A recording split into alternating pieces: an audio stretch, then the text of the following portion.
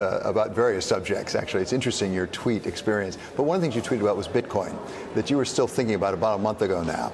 We now have the LME saying that they're actually, CME, sorry, actually saying they're going to start trading in futures on Bitcoins are a little too tangible for the London Metals Exchange. Yeah, that's right, exactly. Yes. So the CME is going to have futures with Bitcoin. Are you still thinking about it? And if Goldman customers, your customers, come to you and say, we really want to have this as part of our portfolio, do you have any choice but to get involved in Bitcoin? Look, I have a level of discomfort with it, as I have a level of discomfort with anything that's new. But I've learned over the years that there's a lot of things that work out pretty well that I don't love. I remember when they first came out with cell phones, I'm thinking, why would anybody want this thing? It lasts, battery lasts about 10 minutes. It weighs a ton. You have to have it on your back. And there's phone machines every 15 feet. Why would anyone want this? Guess what? I missed that one. And here, I read a lot of history, and I know once upon a time, a coin was worth $5 if it had $5 worth of gold with it.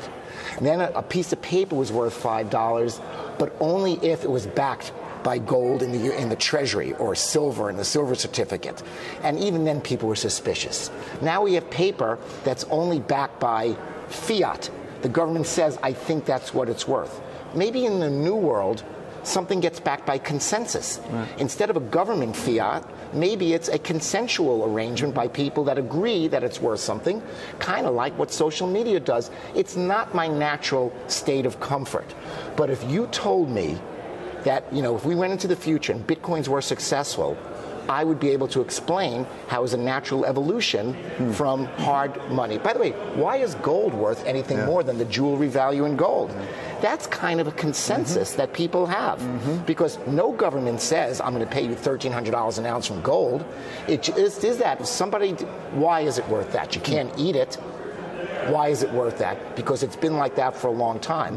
And so maybe 200 years from now, even someone like me might be comfortable with it. But right now, I tell you, I don't have an investment in it, but I'm not willing to poo-poo it, and that's why I say I'm open to it.